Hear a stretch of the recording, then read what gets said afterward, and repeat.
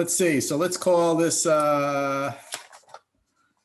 let's call this meeting to order on July 13th. And geez, I've been on so many calls, I haven't even pulled up the agenda. I can't tell whether we have, does anybody have any urgent big things that we need to add to the agenda from what I sent you before? Yeah, I'm gonna look up the agenda again myself. Yeah, I gotta go pull up. Plus I was gonna try to pull up what minutes. I think there's a set of minutes that we did not do last time. That would be good to get over with.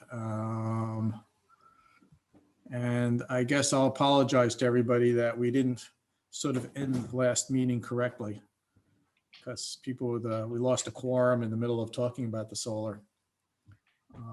So the meeting got sort of adjourned in the middle there. Let's see. Michael, Tom, I can think of one topic, just a small thing, if we have a minute or two at the end, that Charles River flood modeling project finished June 30th. So we got a report on that, and maybe at our next meeting, Gino and I Yeah, we're can gonna have to do that. That's, do that. we're not supposed to change the agenda unless it's something urgent or something that came up in Yeah. the last 48 hours. So we could just put it on the next agenda. That's fine. Yeah, I went to the talk there. We could all play with flood view and see what Sherborn would be like with different conditions. Aren't we there now after all the rain we got this past week? We're closer. We certainly are, given, let's see, I don't see any. Yes, I went kayaking on the Charles yesterday. And Well, it was an impressive flow going through through the Narrows there. yeah, at least you didn't go kayaking on Route 27. That's true. Somebody told me I could do it on Route 9 at some point. Maybe we don't have any minutes. We're just behind on the, we got the June 8th done, so I guess there are no minutes to be done. It was just a matter of that somehow, whether somebody wants to volunteer to create some minutes for the 28th, because I don't, 29th, I mean for the last meeting, because I don't think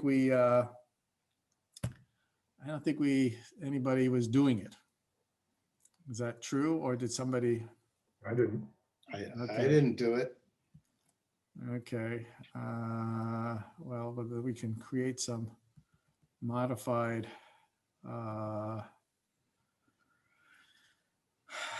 Does anybody want to make up some brief minutes for the next time? For June 8th. For the June 29th meeting that we had, the last meeting. Yeah, that one I June 8th was- missed. I yeah, missed June 8th. entirely, so I can't. Yeah, you can't do that. June 8th is already done.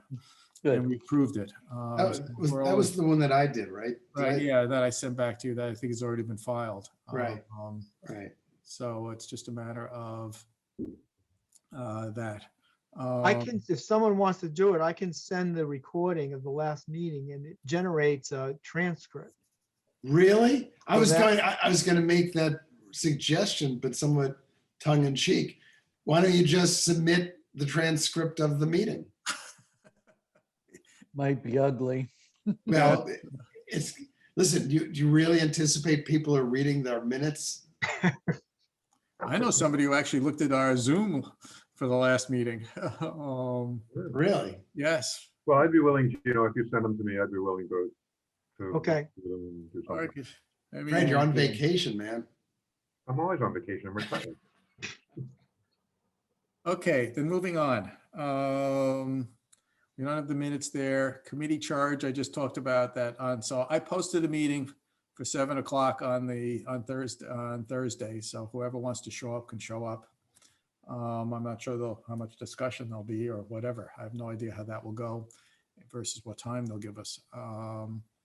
Actually, Michael, before we go forward, shouldn't we assign meeting minute taking for this meeting? So we don't go through the same thing again. There we go. Okay. I'm always bowing out because I do the other stuff. How's that? So it's a matter of which one of the three of I you. think it's legit. Between Fred's doing that other one, it's between Andy and Tom. Okay. I think I did the one on the 8th. Right, and I'll do the one afterwards, so it's back to Tom. It looks like I'm stuck. You know here. what happened, Tom? You're being told You hesitated just long enough. just Okay. long enough. You can come up with that. Okay, moving on. All right.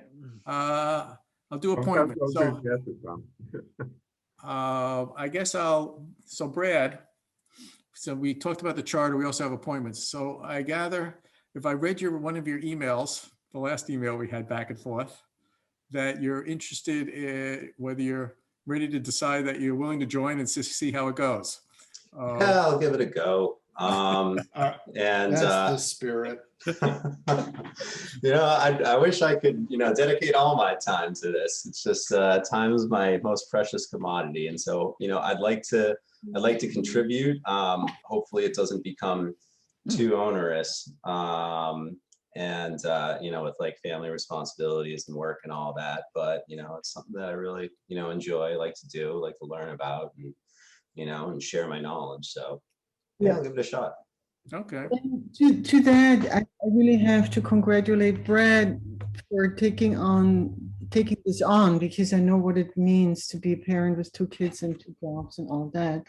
But I will be recruiting new members, so that in the case if Brad really needs to pull out for any reason, we have somebody to swap in. And I'm constantly looking for people with different backgrounds, of course, with backgrounds that will help us in the Energy Committee, but that's what I'm talking up with people that I meet on a personal level and I find are interested in what we are doing. Oh, no, by all means, we still have open slots and people could always become associate members. And as far as I'm concerned, anybody who shows up can contribute and comment. There's not much difference between, especially on Zoom, between sitting behind the table and in front of the table. Michael, have Alicia and John formally withdrawn? Yes, John is formally resigned. Alicia, I think, was never actually got sworn in the end. Oh. I checked. So essentially, without Greg, we had 3 people out, and Brad will come in. We still have 2 slots, and we could always have associate members and Sure. whatever else. So there's in terms of any recruiting of people and ideas of what people want to do, they're fine. I have a little emergency call. I'm going to have to give me 30 seconds. Take it, go. Talk among yourselves. Give you a topic. Can I ask a off the agenda question then? Who's that addressed to? We're leaderless right now. Everyone. I missed Okay. the meeting. How did things go about the solar panels at Farm Pond? Oh, it was interesting. It was a little disjointed. And I had a hard time following it. Seriously, I didn't really, I was struggling with trying to understand what the concept was, other than having the solar panels, at the parking lot of Farm Pond. But I didn't know, who owns them? Who's going to invest in them? Where the output goes. Where does the output go? None of that stuff was discussed. You just anticipated my next questions. Okay. Well, So just I have no idea. I'm back, and I'll just say to you that I have a call with Artemis at about 5:40 or 5:45 to see where they are and the next steps. I'll summarize it, since, this is part of the agenda issue on just solar projects in general, which we could sort of move in and move up on the agenda of that. Right. I would say that project was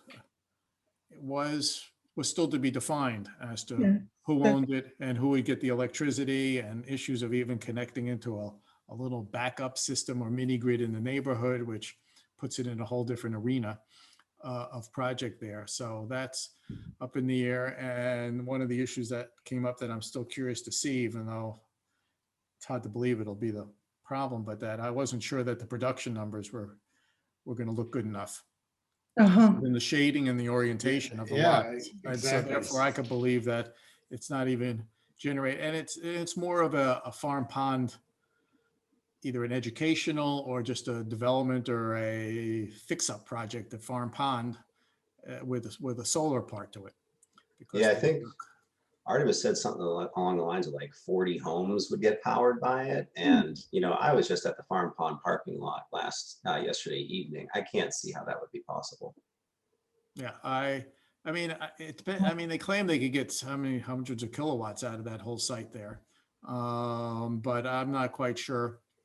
I mean, that's the easier part to calculate the peak watts because they just had the surface area of these roofs that they were putting stuff on. But the output, I could believe, is not really going to be per kilowatt over the year is going to be high enough to do it. But it was sort of it's a combined solar and other kind of project really, and Yeah. the farm pond development project, and whether that's something the town wants to do.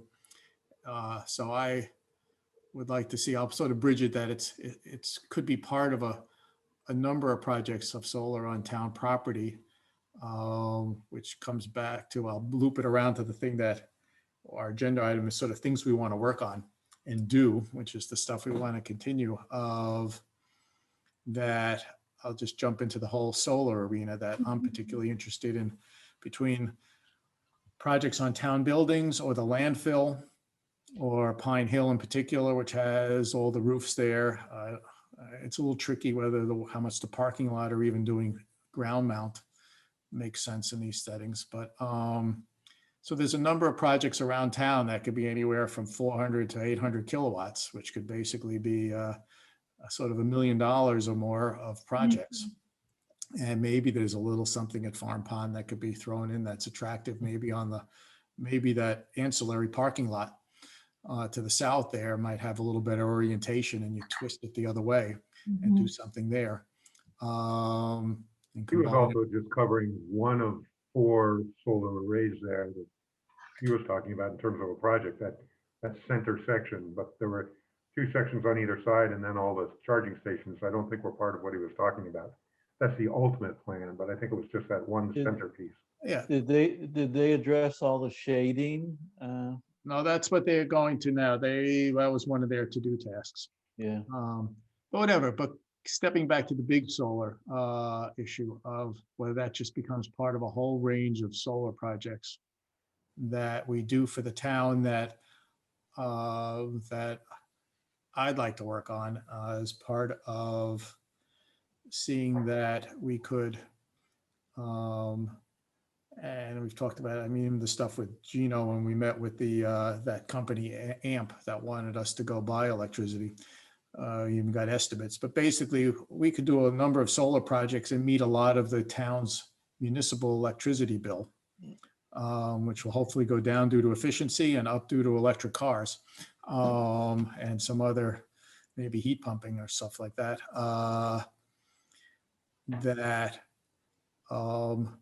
So I mean, I'm curious to talk to Artemis about, he has some experience on financing and that kind of stuff. But since the meeting, but one of the issues is how we do those projects, whether we do them as we hire a developer and we lease out the space like we did on the Department of Public Works, where we gave them the roof and we do what's called a power purchase agreement. We agree to buy power for the next 20 years at generally a fixed price or a lower price with a little escalator. And that price should give us stability and probably cost savings over the next years, so that we would just have some sort of a little sliver of a cost savings between the 12 cents or whatever we might pay normally and maybe the 10 cents we might have to pay the developer. So there's 2 cents a kilowatt hour times the kilowatt. I mean, there's maybe, who knows, 5, 10. I mean, maybe there is, who knows, $10,000 of savings. I have got to estimate a year doing it that way. Or there's the alternative of us or the town owning the project and basically going out to bid, having people install it, and the town finances it. And usually the towns don't do that, or an entity like us wouldn't do it because we couldn't deal with all the tax advantages of accelerated depreciation and all the tax credits themselves that people in high income brackets can really better utilize. And so you could try to do a community financed project, but as I think I brought up last time, somebody who's in the biz advised me that doing that kind of, all that kind of financing setup of setting up an LLC or some sort of entity that would then get investors from people in town, and then who would own the project, and maybe didn't have a power purchase agreement with the town that might be lower than a pure private developer who wants more profit margin. Where basically you could do the finances so that maybe it returns only 15%. Versus, or 20% versus 30% that a private developer might want. So we could maybe save more money that way. But there's also the way of just owning the project, whereby, and even though we can't get all the tax benefits, the town could finance it with very low cost money. I had a brief talk with the town treasurer, Uh-huh. Heidi, just to say, am I nuts to think about this, and what are the terms and stuff, and just a sort of a brief discussion that that yes, it could be financed with the town. The town's sort of cost of money could be as low as 2 or 3%, which could, and so I'd like at some point do up just a simple financial analysis comparing that with the other kind of power purchase agreement. We could see what it is and the costs, and there's different ways of bonding it, whether it's long-term bonds or things that are a little bit shorter that are called anticipation bond notes. As just some jargon for something that's a 10-year kind of thing that has a different, somewhat different structure, but it's still fairly low cost. But to do that only costs about like $1,000 in cost just to issue the bond, to issue that note. Whereas a long-term bond, you'd have to pair us with, to do at least a part of a deal where it's all $3 million at once. And because it costs about $70,000 or more just to do the long-term bonding, although they get these kickbacks of premiums and things. Mhm. And maybe we'd be doing this with the Pine Hills roof anyway. So it might work out well that we could just do one big bonding for the roof, the solar projects, and hopefully enough other things so that it might reach that $3 million threshold. And so there are ways to do the bonding, and part of what I want to do, and some others could work with me. Gino, part of it since he's working on the town stuff, is that we just work up some of the numbers for those different options. Sorry, but Gino, do we have numbers for the DPW? What's coming off the roof and what we're paying for it and all that? Yes. Okay. We pay 11 cents a kilowatt hour for that. We generate about 100,000 kilowatt hours per year, of which they Wow. use about half, and town hall and police station use the rest. Mhm. Wow. And what percentage of the town's electricity needs are fulfilled by those solar panels? Off the top of my head, I Why are you smiling? I'm just Michael? waiting to see what number he's going to guess at. We were always talking about, what was that number? We should always know it, but we. I thought it was in the 600,000 or 700,000 range. Kilowatt hours? Yeah, The town uses 600,000 kilowatt hours? Pine Hill is the big nut. yeah, Really? yeah. 600,000? That's amazing. Yeah, at some point we used to have those numbers at our fingertip when we were doing that energy plan, where at some point we should probably just print out something from the Yeah. Mass Energy Insight so we could just look at what the simple, even though they don't have a very good output. Dorothea, for the website. Of course, we have to take a median from like compared and normalized, right? That's a little bit of, I think even MEI has normalized data, Gino, right? I can't remember. They weather normalize it in terms of BTUs. But we could just do a simple table of the last few years of Yeah. hours per major building and see the total and see how much we get from the solar. And then we could have a simple that we're meeting, whether we're meeting 10% of our town's electricity needs with the Yes, solar project. And then we just- could estimate all the other buildings. Yeah, It's just gonna go up too. yeah, sure. And Always- it's a good thing just to understand what the PPA looks like compared to, then we could start comparisons to what if we funded it. Yeah, Exactly. Oh, yeah, that would be exactly. the reference point. And what I'm talking about, the reference point would be comparing, if we had community to build it versus a PPA versus, which is what a private developer would do versus if we financed it. Now, we would just put them all side by side and see, and then have some other estimates of how much grief and energy and time it takes to actually implement any of them. Has anyone touched base with the Mass DOER Green Communities Division for like help from them in terms of any guidance for like projects like this? I mean, I'm totally in the dark about, this stuff. I'm just trying to absorb it from you guys, but I know that, this entity does exist, and I think this sounds like something that they would work on. I think we would go to them for, right, once we get down to it to see whether they've done. We haven't talked, that's the DOE Green, that's the, basically the green communities, but I don't think they're more on the efficiency side. I don't know whether there's somebody at the DOE that does the solar. Because at one point we'd have to go figure out, it'd be interesting to see what PPAs have been lately for other Wait, towns. With all the Commonwealth's focus on zero energy, there must be some office within, Oh, yeah, no, it's something to be done. We haven't Yeah. done it to date. I'll just to answer your question, Brad. It's something to be done. I mean, it'd be more interesting just to see to see what examples of other towns Yeah, it's have just- actually, if any town has really financed their own solar. Somebody told me Right. that they have, but then when I was looking online, I didn't see anything immediately, but Mhm. where they're asking, but right, somebody, it's part of the task to be done. Whoever Right. wants on this, we have to do that kind of thing. Well, I'm volunteering to reach out to Neil Duffy with that question, to see what he has to say, because he looks at all the reports, I guess, Gino, from his region, right? Yes.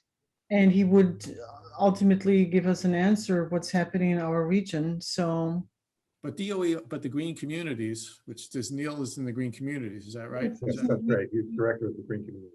But do they deal with solar projects or only on the efficiency side? they are on the efficiency side, but they know still what's going on because they get all the reports back.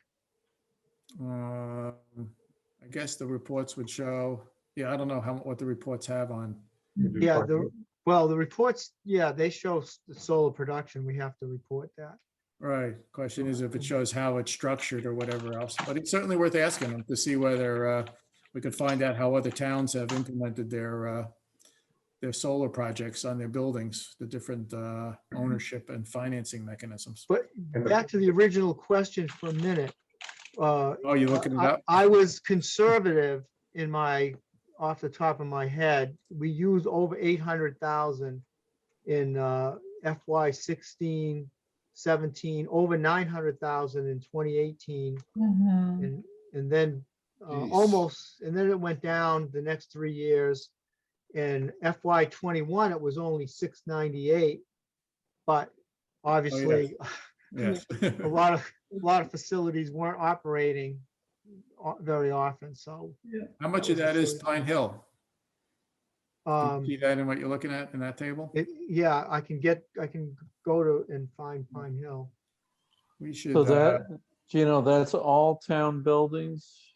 Yes, and streetlights, transfer station, all town usage, Wow. including community center too. And if Pine Hill goes geothermal, that's gonna jump considerably. So when you have to make those benchmarks of like 10% or, what you guys were talking about for, percent of community electricity that's produced via green sources. I mean, I know this is like further down the road, but, as more heat pumps get installed, whether they're geothermal heat pumps or air source heat pumps. oh yeah, no, the electricity numbers are really, Yeah, if the job is getting done, then the electricity usage is certainly going to jump. And we'll see how although our distribution lines at least were redone a while ago. What'll be interesting to see is when we go into constraints on the cost of transformers. This is getting too nuanced, but when I was talking to Ed Rose at Rose Automotive, where he has a whole other roof there that I was asking him why he didn't put solar on. And it turned out that it's because the transformer in the street couldn't handle the additional Yeah. Oh, supply. wow. And so that alone was going to blow the economics of the project. Jeez. And so it'll be a little tricky. And that was an issue when we did the Public Works building, that the 100 kW roughly that they put there was reasonable because the transformer there could handle it. Okay. So Well- there's always a little sobering Mhm. of But- checking on that. But in terms of beefing up the infrastructure, is that the utility that needs to do that? Or is that part of the proponent of a individual solar project? At this point, it's the proponent of the individual project. I don't think the regulatory structure has figured out how much to push. We could probably see, I mean, if we run into more of those constraints like at Pine Hill, then obviously it's in our interest to talk to the DPU, the public utilities who regulates it, and even our legislators to see if they're looking forward to how do you provide the right incentives to the utility to upgrade all the transformers when needed so that you could have more decentralized generation of electricity. Mhm. Well, I have just a question in that regard. So if that's really kind of like, if we have a utility basically hampering our plans, Yeah, be good to just address this in a way right now. I mean, with all what we are planning to do in the climate action plan, we don't want to ramp up all our forces around these projects and then get kind of like stuck half of the way, because Eversource doesn't want to jump to, or we're going to be project 130 in the list and have to wait. another reason to develop these state contacts and find out what's going on, because we're just little Sherborn. Other towns have much Oh, yeah, bigger, right. Other towns are going to be a lot bigger bigger. needs. And I there's, mean, I guess it would be, we can also leverage knowledge from the group Ashland, Holliston, Framingham, and some other Natick maybe, that are doing that big solarized project, and you know, see what data they've come up with in terms of how to go about, is it a PPA, is it a community solar, is it what? Good point. yeah, we could ask, plus we probably need to, MAPC alone. should talk to Yeah. Brooks about the whole issue of how there's got to be people working on the grid with all the big push for electrification in the roadway. There's Yep. got to be a whole set of people working on how to strengthen the grid over the next 10 or 15 years to deal with the push for electrification, electric vehicles, everything. There's got to be, I can't believe it's not an essential part, although I could be surprised. I mean, it's a matter of, and to some extent, it's an issue to the group here of who has the time, who has the time versus what activity. I mean, that's why so we have this activity of solar. I want to get on to other activities that we want to try to do in the short term, and then figure out who has got what time, and then comes back to, okay, does somebody have the time on top of all these things to say, let's go figure out what the policies are for strengthening the grid? Is that something that really fits in? That somebody, I mean, it's something we should know about, but does somebody have the time to do it on top of, let's just go figure out how towns have done solar? Right. Because that alone, I mean, you can piggyback it. Michael, before we segue into that larger discussion, I have a simple question that perhaps someone has the answer to, and that is, does Sherborn own any part of the Dover Sherborn High School and Middle School? The building, the facility at all? Not that I think. What do you? That's a good think, Gino? question. I don't think we do, but that, Well, why wouldn't we? Because Yeah, the regional committee, the region is its own administrative thing. Okay, And then the costs are allocated to the towns based on right. students. So if there are solar panels placed on the top of the Dover Sherborn High School, then where does the power go? It either That's a- goes behind the grid, if it supplies the buildings, it's behind the meter. And it just Right. goes and meets the demand there. Once, and then whoever's the owner of the project has the decision, can make the decision about where any surplus goes. And then they could do that via this Schedule Z thing that you'll hear around that I now have firsthand experience with. That sort of works with a little quirk or two, but then you could send it to the customer of your choice. As long as they have an Eversource bill to pay. The customer of your choice. Well, So, yeah, The account, the N-Star account of your choice, you could transfer the overage.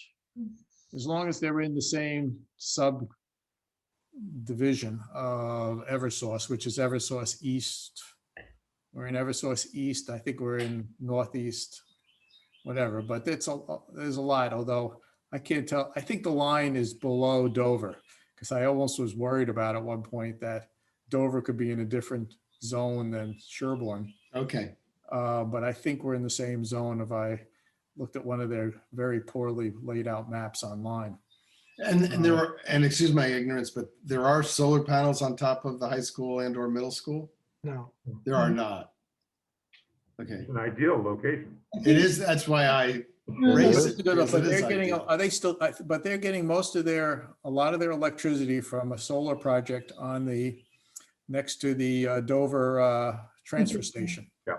There's a very large, I don't know how much, do you even know, do you know how much of their electricity they're getting from it? Is it all of it, most of it? I don't know what percentage of their use is from there, but I believe they're getting something like 50% of the production from that solar facility on the landfill.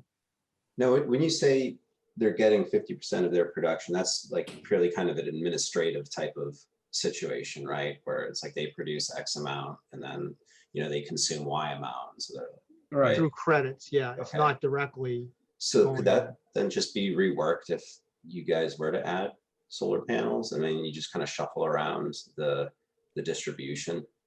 As long as you don't exceed the total amount that it uses. I mean, we could actually exceed it and then we could, yeah, I don't think it hinders the idea of putting projects on there. And then if there's an extra surplus, that we'd have to figure out where to send the surplus from there because they're probably contractually obligated to take. I guess you'd have to watch out that you just don't run into a negative bill because you can't do anything with the credits if you build up too much. Because you're obligated to take these credits, right? Yeah, you want to size it appropriately.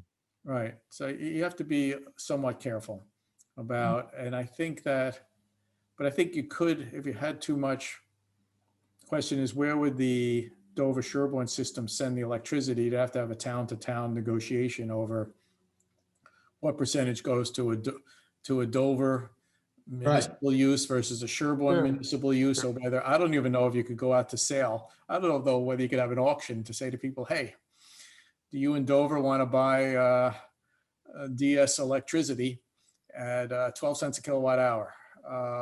Or whether you could, I don't know, maybe you could just set up a whole, or whether as a municipality, you get into all sorts of weird bidding and procurement rules and I don't know. Okay. I don't think you could do that, but Yeah, whatever. It's certainly something we'd have to be careful of if we get to that lovely stage. But Okay. yes, the schools have to be brought in because they're going to do some roof work at some point soon. And Mhm. so we a have to, lot of roof work, as we've talked about for months, the schools, the community center, the senior housing, a lot of new roofs going on. When you put on the new roof, is there anything particular you need to do to make sure that it's solar ready? Yes, We're just putting on a roof, and, is it going to be solar ready or is it not? it's got to be significantly buttressed to support the extra weight. And different materials, you know, are more easily accept the supporting systems, yeah. Well, but that I could see. Yeah, I'm not quite sure how much it affects the roofing. I mean, it's more about, actually, I'm wondering about the nuance of if you're doing a roofing project combined with extra insulation. So, And that way you have a little bit more of a structural railing mounting problem, which I haven't had the time to go see whether if you add insulation on the outside versus just doing it on the inside, when it doesn't make a difference. Most of the roofs are in pretty good shape because the loading for PV these days is so small compared to even snow load variations that I actually don't think, we used to fight about it with the Pine Hill. They would say, oh, the Pine Hill roofs are so fragile. And I never quite agreed with that logic. So, but I think it's more related to how you do insulation projects, but I think that almost everybody does them on the inside now.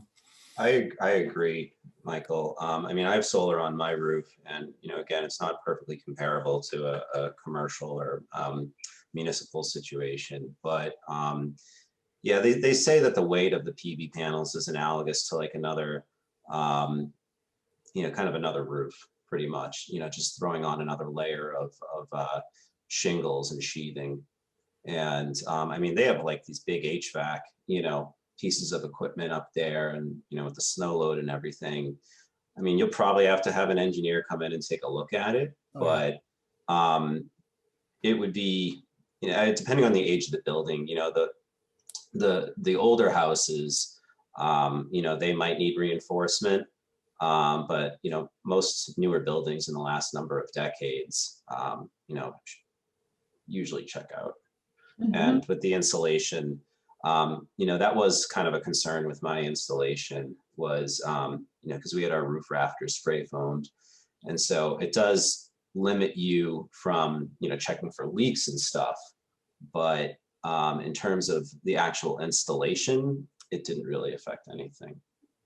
Might be just Everybody gets, checking out what their plans are to make sure that that we don't get a situation where they re-roof Pine Hill and then say, nope, can't put solar on it.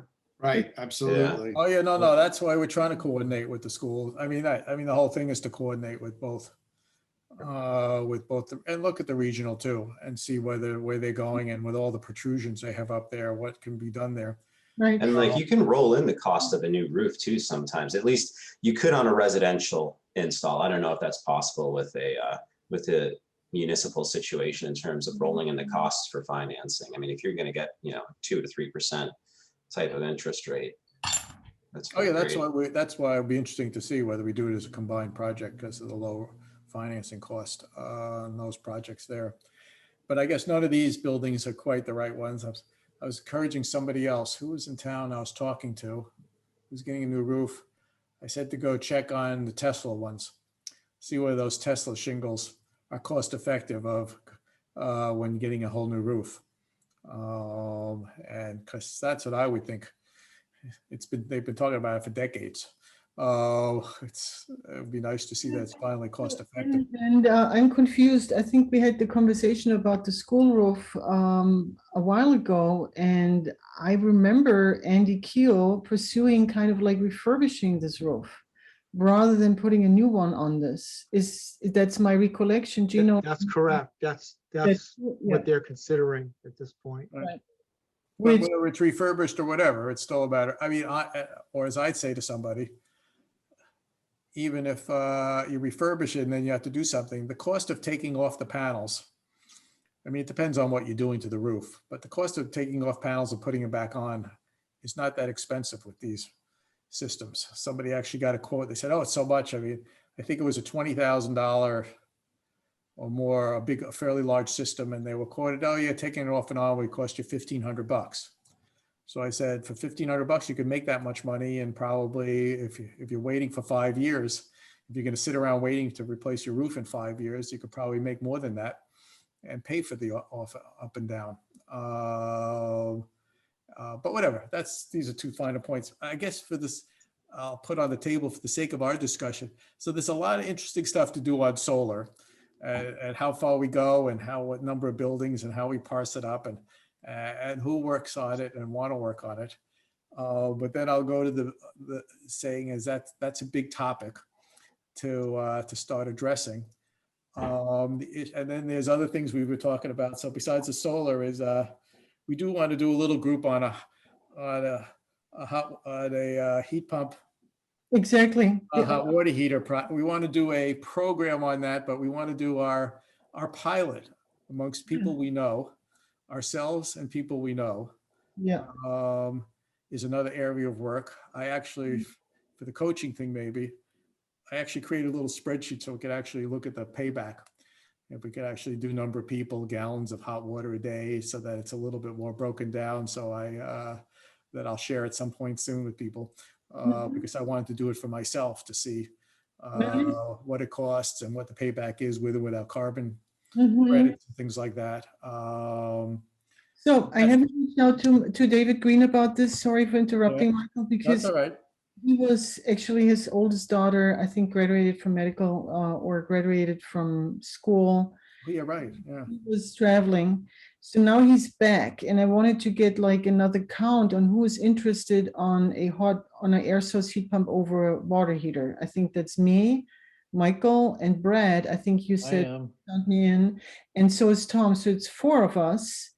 And I could disperse it with my next newsletter, midsummer newsletter, or basically reach out to people and say, if you're interested in that, which is, I think, an easy sell. I think David spoke about that. It's a $2,000 investment. It's very quickly paid off. So Yeah, that's what I have to admit. It's a little, yeah. neuralgic. I'm a little more, I'll be a little more, I haven't shared it with David yet, Green, about the fact that how glib, I don't call it glib, how widespread it is that it's a quick payback versus, let's say, whether people care about that it's a 8 to 10 year payback.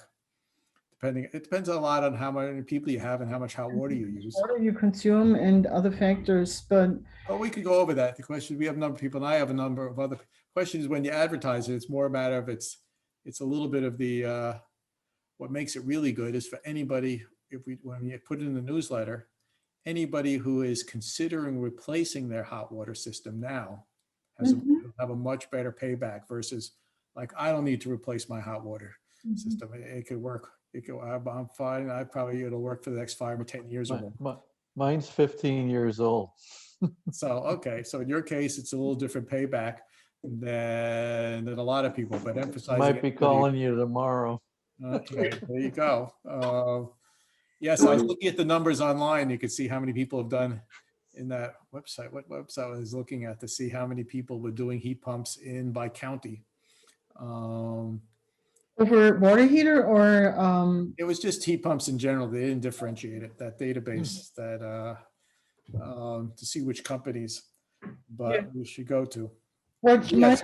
interest is to find out if there's got to be a neurologic number or a magic number where, let's say, installer XYZ that the people can agree on being the company to go with is going to cut us any costs because we show up as a group of 5 or 10 or 15. That's what I'd like to inquire. That makes sense because we don't need that many people, and then we just to be the guinea pigs. That magic number where they move like, yeah, we give them a $200, $300 cut. That's, or whatever is possible. Or as I think not half serious, half joking, it's probably illegal maybe, but I was looking in my basement to do it myself. That we could Pull a have a little permit. weekend party where we sort of like a barn raising. And a little sweat equity. Don't try this getting electrocuted in the basement. I do. Mechanical systems. I guess I shouldn't be doing this on a recorded meeting. That I was gonna point that out, yeah. need to draw a permit for that. I draw permits for everything I do. It is reminding me of a movie with Michael Caine where he wants to get rid of his wife and he tells her, go downstairs, honey, and basically push this button and she gets electrocuted. Oh, no. You don't want that. Yes, it's called grounding your hot water system while they're in the shower, or pseudo grounding. Sorry. Okay, so we have the hot water heater. What are the areas? Like I'll talk to whether it's Gino. I mean, I also want to work on now that we might be doing some work on, I'm a little interested, maybe, well, actually, I'll leave. What are the big areas like from, let's say, in terms of residential stuff? Well, that's what I have a the question. residential solar would be a really good push, given the amount of, the percentage of energy is used by houses and not by the town. Right. Oh, yes, and we want to do that. And as we know, Jillian and Brooks and I are working on getting the residential climate program together over the summer. And then in the fall, myself and possibly some members of this committee could help us vet these vendors for, records of service records and what else. And I'm looking at Brad, who might have time to drill into that specific task, possibly to look for vendors that, offer systems that, have performed well and that have a service record and have grappled with these problems that, essentially you and other clients had in this field. And that's going to be my task in the fall. And then hopefully by the winter, we'll whittle down a list of these vendors and start heavily promoting them. But isn't the outcome of the MAPC thing to do all of that? That's what it is. But we have the funds now for municipal staff like myself to dig the work into that. But who's, I guess in the way the grant, that project is written, Mm-hmm. is MAPC actually gonna, it seemed that they were talking about a number of $50,000, they were getting some funding. Yeah. And the question is, does that pay for people actually doing it and finding this, that we don't have to do that checking out of the, of suppliers, that project itself will produce a vetted list of The project will suppliers, so that it's Yeah. that you, or you might be doing it if you're getting paid, or Brad, or any of us who want to do it, won't be having to do that, because that's what the project will do. Well, the project consists of Jillian doing this with Brooke Winter, but a lot of people chipping in with side chores, right? I mean, two people cannot do this. And it's volunteer work that we have to contribute to get the list. Also, the 50,000, I don't know where the 50,000 is going. Okay, so we'll have to go. So we're going to generate, so the idea of doing residential solar is something that we're putting off until after that project generates people, unless people want to start. That we want, whether we're going to, so in terms of activities to do, that if we want to do a residential solar program that we want to push, that's sometime later in the year. In terms of people who want, I'm just trying to put some So, activities Mike, against time slots. right, can we share a screen? I have.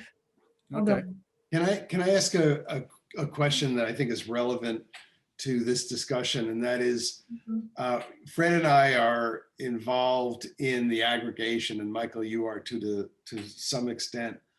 There's that public hearing sometime in July that, I guess, July 20th, at 2 p.m. right. And I'm going to be away for that, but is there, and then we just sit until it gets approved by public utilities to start the launch? Is that, so nothing really is happening between now and then? I did suggest to, that Fred and I and you, Michael, have a call with Mariana and Marlena and Paul, but that never got enough traction to happen. I don't want to get blindsided by some big demand coming down if I'm going to also get involved with another project. That's all.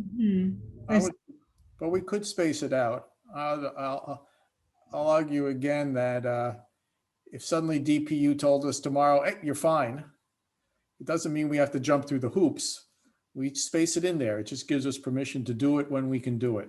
Obviously, we want to do it sooner than later, but if we're not ready to do a good job on it, right. we time it right. So I don't think we have to, that, or on some sort of, it's not like a certain thing of, oh, you have to do it now within 30 days. I still would be good to get a sense from Marlena and Paul as to, you know, What, based on their professional knowledge, you know, when should we start to be gearing up for this? Right, because when we get approval, then we don't have to move immediately, But we should be should. prepared. We should be prepared to. We should know what we're facing.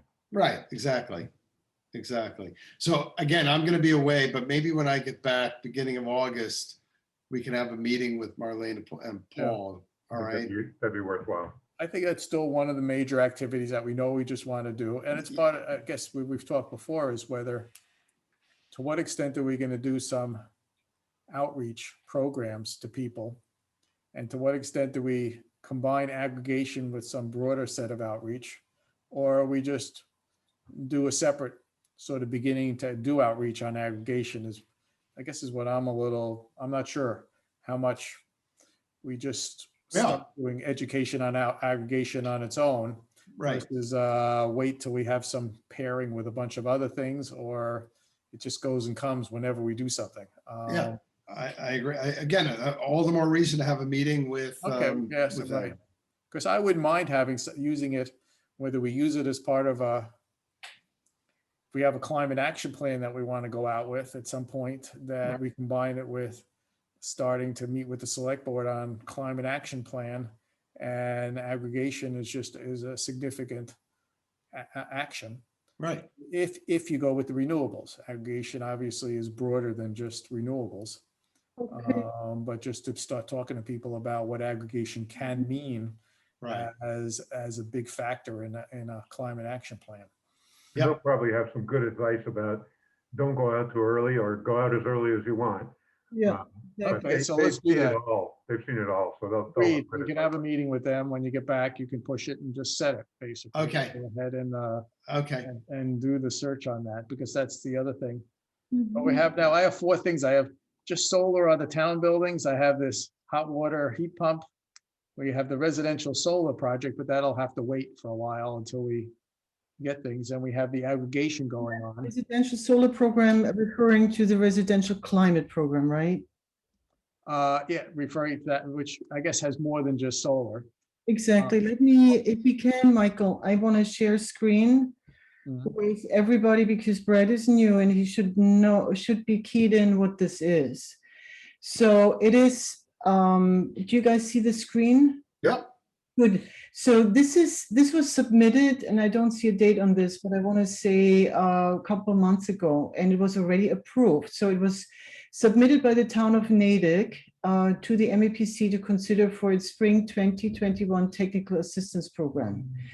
And meanwhile, it came through, and this is what it is. So we can, to refresh our minds and also to key in Brad on what it really is, we could read those 2 pages together. And then there's also a preliminary timeline down here. I'm trying to blow this up. Let me see, do we need to blow this up a little bit for everyone? Better? Yeah, That's that's okay. much better. It's much better. I can even go bigger. Is this better? That's fine. That's fine. It's fine. That's Okay, good. So here, I'd suggest we read through this, and you guys, some people, some members know about this, but it is, as we know, 10 plus communities collaborating on the Metro West Regional Collaborative. And we're working with MEPC to develop a presidential climate program, meaning like a continuous program, not ramping on and down, whatever. It's a continuous program where town is recommending particular vendors for these climate friendly mechanical systems. And the RRCP will build best practices with the solarized mass and smart heat program. We'll focus on creative long-term residential initiatives to facilitate the adoption of clean energy technology across the regions. Natick and the partner communities seek technical assistance to implement a regional procurement process focused on identifying a list of preferred vendors for cold climate heat pumps, solar, weatherization, and other multi-beneficial residential decarbonization solutions. Communities will identify the qualities, looking for preferred vendors. So we have the lead municipality, but we are part, the Metro West Regional Collaborative, Ashland, Framingham, Holliston, Nading, Wellesley, Acton, Medfield, and Sherborn. Arlington, Wayliff have expressed interest in this program, so unable officially sign for the TAP deadline. Westboro is part of this as a non-MEPC community municipality. So tell me if I'm scrolling too fast. No, you keep going for me. The key roles in combating climate change on a local level. And I think, I hope you all agree, when this timeline rolls out and we do the vetting in fall, that, as this program evolves and we're notifying Sherborn residents, we are part of this 10-part community situation here, the RRCP, that we bring in aggregation, because that's, part of this, right? When you get a solar system and you power, your air source heat pump with the solar, and the rest of the energy is coming through aggregation. And if that's 100%, you could possibly 100% clean. And all of us have to put our heads together. And I'm looking at Fred here at creating compelling stories, right? Of residents that have done this, of the hope that's giving us everybody. Like, we have to be very positive on these solutions. So we will engage with residents and local volunteers for regional procurement. List of preferred vendors is our project deliverable. And we are looking for guidance for municipalities looking to establish a long-term clean energy outreach initiatives.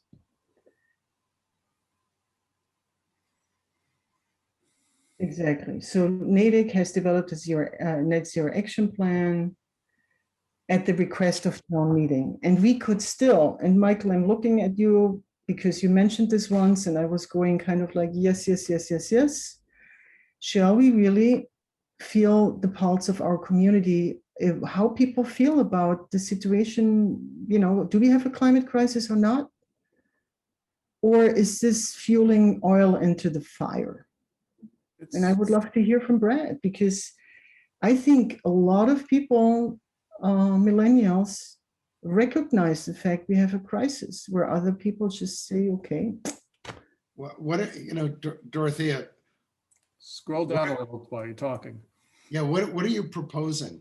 I'm proposing that we should at some point, and I'm not saying this is my idea because I heard it from Michael, we should at some point feel the pulse of this community. If we want to declare a climate crisis. What are a little bit? Can you be a little bit more concrete as to what you're proposing? I'll be concrete and just say it was the issue of whether we go to the town, or whether we go to town meeting with a warrant article like many towns have done in the area that says that we recognize the climate change issue as a crisis, priority, more positive forming words, that there's a green future out there that we want to foster and be part of, and share the goal of, let's say, net zero 2050, and move our town.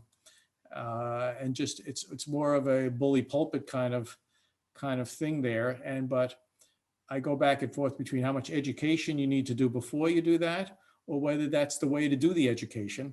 And it's the way to engage people when you make it a warrant article.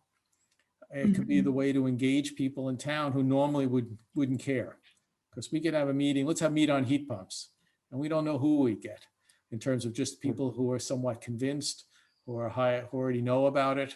I don't know how much we're going to get the people who are a wider range of people to the table there, versus a warrant article gets a lot more publicity and stimulates all sorts of discussion. Exactly. And whether that's the only way to get a lot of people to the table who normally wouldn't come and listen and even talk about it. But there's pros and cons. So I see pros and cons between how soon and when you do it, but it's a lot of effort.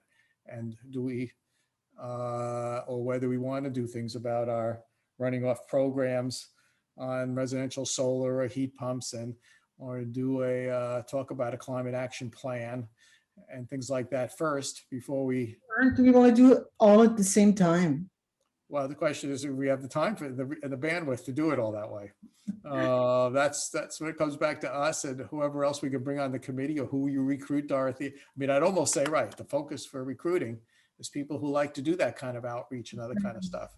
I'll confess I like talking to people, but I'm not the biggest PR person versus a more of a nerd on this stuff. But the question is, are some people really into that kind of marketing kind of thing is who I'd like to have as some other members who are in the school community, or whether we get the kids to do that. It's like, I don't want to have maybe I don't want to have a single meeting on energy stuff, heat pumps, without doing it with the kids at the high school.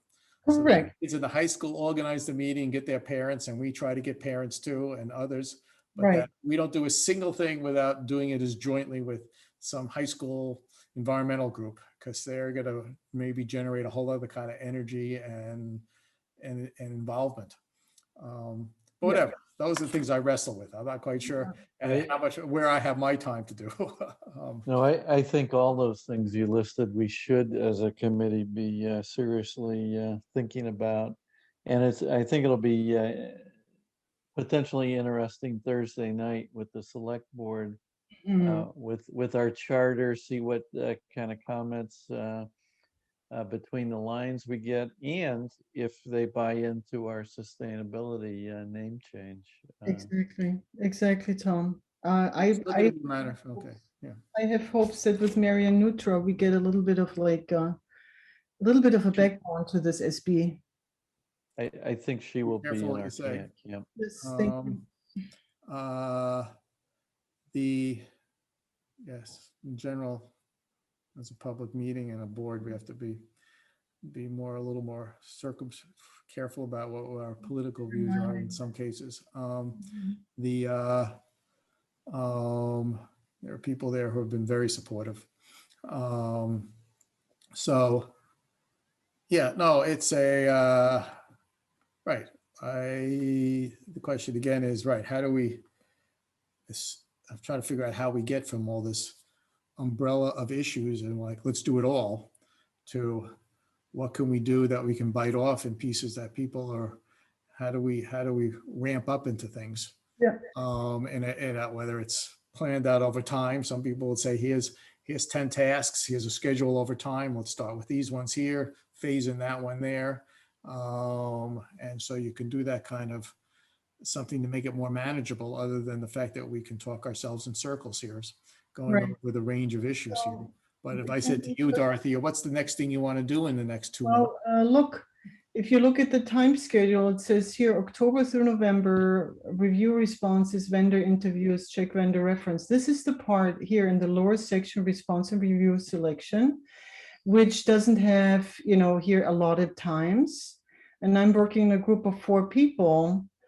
All of this up here is basically NADIC, right? The support development procurement documents and whatnot. And that's why here it's dollars, right? At least I interpret at this point. They need support on this between October and December. And since this is definitely the residential outreach part, like finding solutions for residents to go forward and possibly getting better deals, as when we bunch people together between communities and for deals, like I'd see time spent here, and I would love to see somebody else doing that stuff too, being kind of like getting smart about the vendors out there and basically looking at them, interviewing them, what they know about the systems. So how much money, I'm going to get to a little nitty gritty. TAP is the technical advisory plan. I forgot what that's called. That's Technical assistance program. Yeah. now, is that us, or that's the funding that we're getting? That's the funding we're technical assistant program funding source. That's the So tech. that $14,000 there, that 140 hours is a sum of those Yeah. hours underneath. So the vendor interviews if that's money that's really coming, but I don't see tap next to the 2,000. I mean, just to be, at some point, we could just clear up whether that, for example, if we're actually getting $25,000 in cash from some funding source, whether you, in the case of a town staff like yourself, Dorothy, or you, Gino, whether if you put in time under these things, whether we get some reimbursement from this. No, the way it works is that's MAPC time. Mhm. MAPC time is what's basically the money. Yes, And this 25,000 is really the counterpart valuation of our time. And that the 50,000 is basically all going to MAPC. I'm just trying to figure out when we heard about $50,000, who's actually getting that $50,000? Number one, so there will be a phase number two. Do you see that at the bottom here, Michael? Yeah, I see phase one, right? Yeah. So after all of this has been kind of like share results with participating communities, then we will have to market these vendors and do all of that, which is another wave of or phase of the program. So right now, this is kind of like project scope task phase number one. And we are not getting money, or we will not get money out of this fund. We're rather contributing to the overall scope. And then we'll have the beauty of, a lot of people contributing to a list of vendors that we can then wholeheartedly, as town personnel, recommend. Okay, right. I mean, we're doing just for others, just to be clear, or even that, right. The reason we're doing it as a procurement like this and with a formal review is that then we don't get into trouble as a town recommending people. But okay, we'll talk another time about, I'm still a little baffled about where any real money is coming into this project and who's getting it versus. The community is getting it. What's that? The lead community is getting it because they are basically, Jillian, when we were school up. So she gets $6,000. So that if there's $6,000 going to cover Jillian's salary, and the project in terms of new cash, it's just, I mean, it's not a big deal. It's just that that's basically $6,000. I just remember hearing about 50,000 or something like that I trying to reconcile, where that was just including the value of all of our volunteer time. But in any case, it looks like if this is all volunteer time here, that right, there's places where we can contribute October to December where we can start see if people want to work on this, as well as the fact that in terms of actually doing programs and starting to promote that, basically it's a 2022 time period when we then see how do we want to use the results of this? How do we want to encourage people to go out? And so that's a 2022 activity for some set of us who want to do it. I'm struggling, Dorothy, with all due respect, to see the benefit of this. The benefit of the investment of this. It's basically to vet potential vendors of energy efficient projects so that consumers out there would have some kind of certificate, if you will, of legitimacy of a potential vendor. And it looks like a lot of work to get that done. And I don't know how influential that's going to be. Is that the big obstacle in getting people to install solar panels or heat pumps or whatever? I doubt it. Oh, I guess I disagree. I think it is picking a You vendor. think?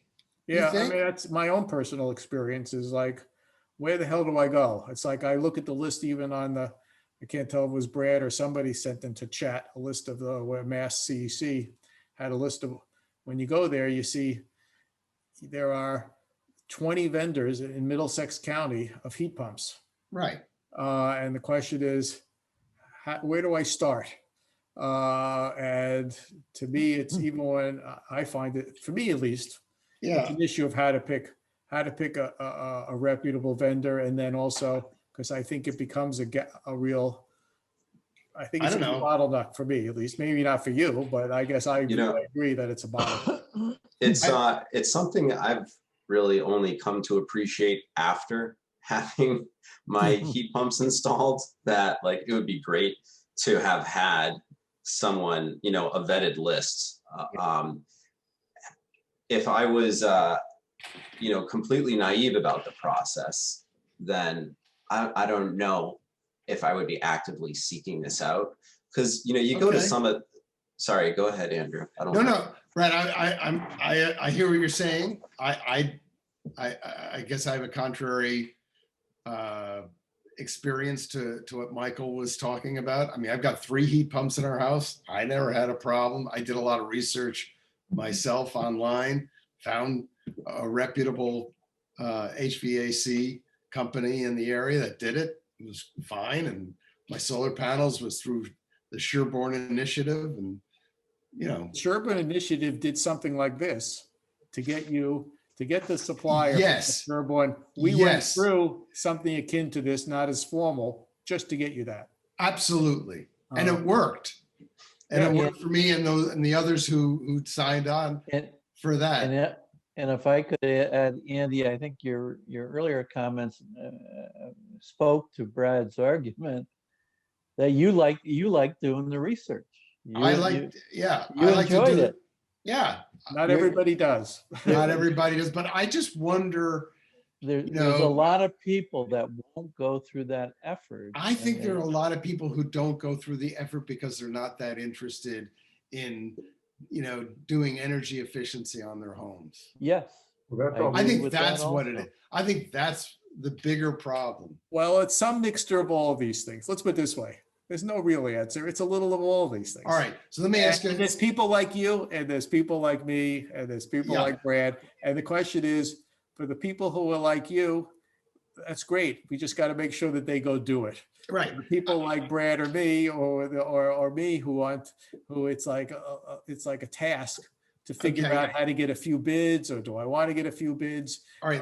and evaluate it that this thing works. Let me take another devil's advocacy position on this then. So you get these municipalities doing this work, say they vet a number of vendors, and they say that Brad's Solar Energy Company is vetted. You think Brad is going to remain quiet and not advocate on his website that he's been certified by, the Regional Residential Climate Program? Of course he's going to. Or what's to prevent Sherborn from saying, there's a group of municipalities out there that vetted all of them, and although we weren't involved in that, it's a public document. Everybody can see it, and you can take a look at it for yourself. Well, the question is, I don't think there's a tremendous, let's put it this way. I don't think we're going to end up spending that tremendous, Okay. bigger cost Okay. spread out for what we get out of this. And it's part of that whole general thing of what's a free rider versus collective agreement to do it. But it's not a tremendous, I don't think it's a big effort. All right. Well, that's good to hear, because I was looking at all this thinking, oh my word, it looks like a lot of work.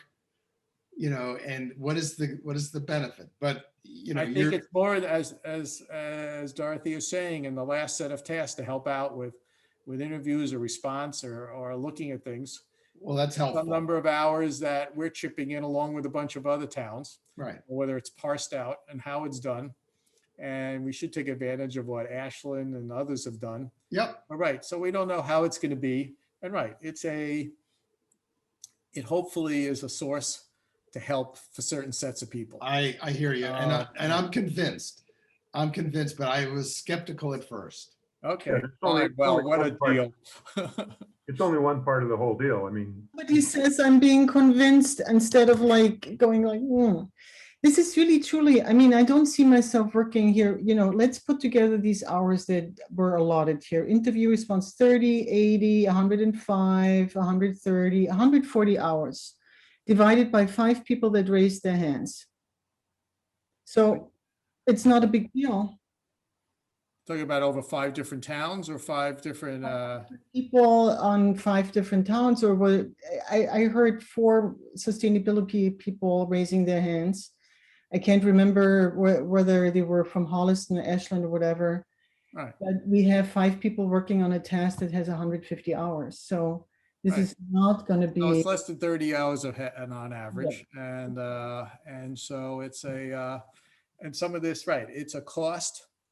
It's sort of an interesting overhead cost to be able to do a more of a townwide promotion that involves the town. don't forget, It's the real catch. When we did the solar, we didn't do it as formally as this. I had people come out to my house and say, we had 3 or 4 people come and look at my house, and we assessed, boy, these guys did a kind of crummy job. I like the way these guys did it. And we played around with a few things. So it was much less formal to come up with solar flare or that we did for the solar project. Right. Right.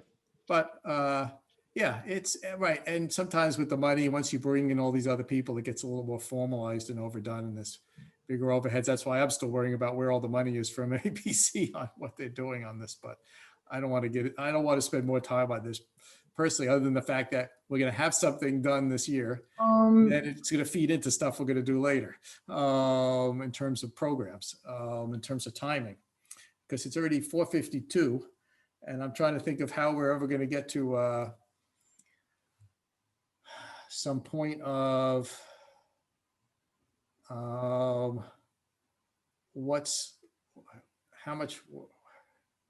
I guess I can make a stab at it, maybe of just sort of, here's 5 activities. Here's I could have sets of rows of activities. Then we could have 2-month blocks in columns and say, what activities do we want to do when, and see what people want to work on there. And then people can, we could see what's a good use of time. And Dorothea can give us some feedback about whatever whether there's follow up to school stuff or other things, which could use some help. Once schools is back in a much better shape than last year, we're planning to have, first of all, is there any news on the new superintendent? And I'm looking. There's not going to be one. There's going to be an interim one for the next. There's an interim, right? But still, that person, and what I know from Andy Keo, who was writing like a goodbye email to me, is that for the interim, he has, or I don't know whether that was a process or a vote or whatever, but Dawn Fattori will be the new head or director or whatever name you want to say of the Sustainability Task Force for next year. Oh, wow. And that's a good situation, because we now will work with this woman on a regular basis. Oh, what's also good is that she is the business manager. Correct. So she deals with the commercial stuff, with the capital plans, because that's the one I've dealt with in the I'm past. trying to find. That's great. Yeah, Andy's email saying that, so I can read this to you. But this opens a channel that wasn't previously open, and that's good news. What we make of it, I have never spoken to her. Gina, I think, had some email exchange with her, and how we want to approach her on, as I don't even know how to do that yet, but we can possibly talk about this, how we're going to approach Dawn in her new position as the leader or interim chair or whatever of the Sustainability Task Force. Yeah, no, I think we could have a meeting because we could also center it around what are the capital projects they're going to do, and what's the energy component, even on the efficiency side, and the roofs and the solar. We could just set up, I guess, when school is settled down, we could see if we have her have a meeting where everybody's there, or who knows how wants to go, because there was also picking up on the issue of there's this energy service. Amoresco was supposed to do a report on various energy saving issues for the regional stuff there that I think has gotten, might have been issued, but I haven't seen any action on it. That I had talked to her, I don't know, a year and a half ago, but when COVID hit, she didn't want to talk about it. She Yeah. basically was too busy once COVID hit. So it'd be good, we could just have a group meeting with her and just go over the bigger picture of Right. he's doing and where sustainability could fit in, and where the solar in particular could fit in too. And what they're even willing to do. Because, so yeah, no, that's great news once she's established sometimes. So I guess in the time trial things, whether October or somewhere at the end of September, we approach her. Yeah, so just reading this back real quick, Michael, the email that Andy was sending June 17th, in any case, we discussed that we have learned and where we want to go next year.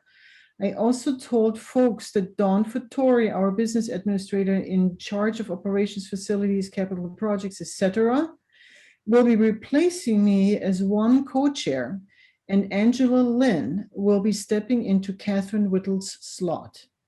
Watch for emails in the fall regarding the reconvening of the task force. I look forward to hearing of your many successes. Isn't it beautiful?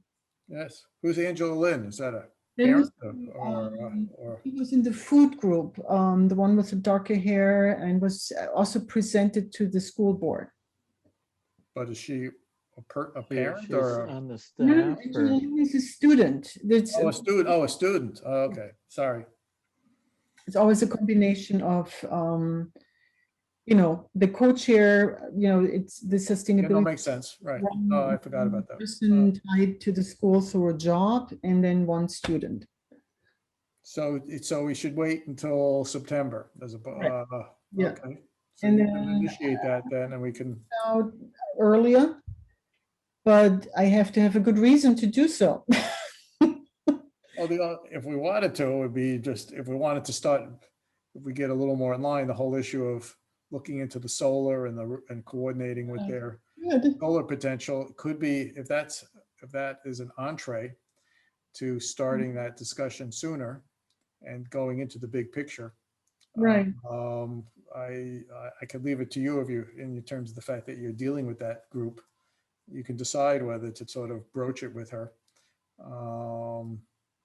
That over the summer, maybe that I don't know if she has more time or less time. I can't tell in terms of, Correct. but okay. Another option, Michael, I expect to get the first draft of the geothermal study for Pine Hill this week, Oh, which I yeah. had spoken with her about. Depending on what it looks like, and, after we look at it and such, that we could send that to her and, get her thinking about that as well. That's a good way. Yeah, when you get that, send it out to everybody. So. Yeah, I will. Gonna be fun there. So it's 5:00. We have a list of things. I guess it's a matter of, I don't know how much to say, how much I could take on. I guess I'll try to take on doing the little beginning of an outline of tasks over time that then people have to just fill in stuff, whether I just make it really crude and simple, and whether that prods you people to also fill in things of particular interest to yourselves. Because it's going to be driven by, we have to figure out some set of priority for what our tasks are, combined with what people really want to do. So it's partly what motivates you and me and all of us, because we have to be excited enough to do it and give our time.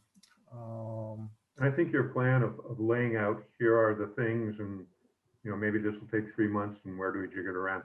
That would be really useful for. Very. Mhm. Very much I'll so. resurrect that old spreadsheet that I did before and stick time on it there, and I'll put all the old issues there down below as a historic statement of what we once looked at before. See how it compares. Okay, next meeting time. Good question. Yes. Do we do, and I guess this time slot's working for everybody so far. Do we do 2 weeks, 3 weeks? Since this is the time, I guess this time slot still holds up for everybody, even as we're getting into, Yeah, it Yeah, does. yeah, yeah. 3 weeks would be better for me, the 3rd of August as opposed to the 27th of July. what do others say? I'm fine with that. That works for me. August 3rd? Yeah, Okay. Let's see, 3:30, right? yeah. Good. Okay, Gino, you got your mission? Yep. He's doing it right now, probably. And Gino, we have to somehow remember to get the Zoom link and then get it posted, although I've seen meetings posted without them. Michael, sorry, I wasn't in the beginning. On the Thursday, when are we slated for the charter or the other things? At the Just laying on the chart, I said to them, who did I talk to? Talked to the one person. It's the 5th item on the agenda. It starts at 7 o'clock. I sent an email to Diane at the beginning here. And she just replied. I said, can we make sure we get it done before 8 o'clock? So I have to leave. Yeah, So you guys, if people are there, can handle it. And all I got back, I think we can. Keep your fingers crossed. Oh, good. Okay, so Yeah. so we can figure out how that goes. Given the items, I actually wanted to hear that maybe we could take something out of order and do it. So that's somewhere between there and that. Let's see how it goes. Not Okay. to extend this, Michael, but are we anticipating any pushback on any specific parts of what we wrote? I have no feedback on that in per se, Right. other than just some encouraging comments. Well, those are And a good. few that, and I'm certainly open to that. I mean, it's a, and we'll see how that goes. Right. Even if it's, there's not enough time and there's pushback a question, worst comes to worst, we say, let's go rediscuss it at the next meeting. yeah. I mean, it's not that it's holding us back. We're basically going against it or using it as or this is the kind of stuff we're doing anyway. And I guess I could talk with you, I guess, Brad, separately about how you apply in that application process or resume and things like that. And who you send it to. Okay, then unless, is there anything we're missing that needs to be talked about? Anybody has any final to-dos? In that case, I move that we adjourn the meeting. Seconded. Okay, any discussion? And I guess we have to vote on this. Michael, aye. Andy? Aye. Tom? Aye. Fred? Hi. Done. Meeting adjourned. Nice to see you guys. Nice to see everybody. Enjoy some possible, if we could ever have nice weather that's not either too humid or too rainy. I know, unbelievable, isn't it? Hang in there. It's New England. It'll change. Yeah. All right, see you guys. Bye-bye. Have a good one. Thanks for Bye. including me.